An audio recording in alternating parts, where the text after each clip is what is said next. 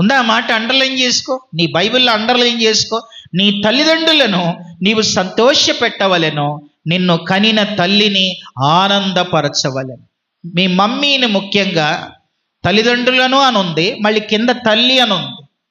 కనుక నిన్ను నవమాసాలు మోసి, నిన్ను పెంచి, నిన్ను పెద్ద చేసి, నీకేం కావాలో ఆలోచిస్తూ ఇంత చేస్తా ఉంటే కొంతమంది తల్లిదండ్రులని నోర్ముయ్ అనే బుద్ధి లేని పిల్లలు ఉన్నారు. తర్వాత మొండి పిల్లలు ఉన్నారు, నీకేం తెలుసు అనే వాళ్ళు ఉన్నారు. కొంతమంది అమ్మా నాన్న మీదే ఎదురు తిరిగే వాళ్ళు కూడా ఉన్నారు. వాళ్ళంతా భ్రష్ట పిల్లలు మరొకరు ఉండరని నేను జ్ఞాపకం చేస్తున్నాను. నీ తల్లి మీదో నీ తండ్రి మీదో ఎదురు తిరుగుతున్నావంటే అది భ్రష్టత్వం. నీ హృదయం ఎంత చెడిపోయింది. ప్రియ తమ్ముడు, బాబు వినండి, మీ అమ్మా నాన్న మీద ఎదురు తిరుగుతున్నావంటే నీ హృదయం ఎంత చెడిపోయింది, నువ్వెంత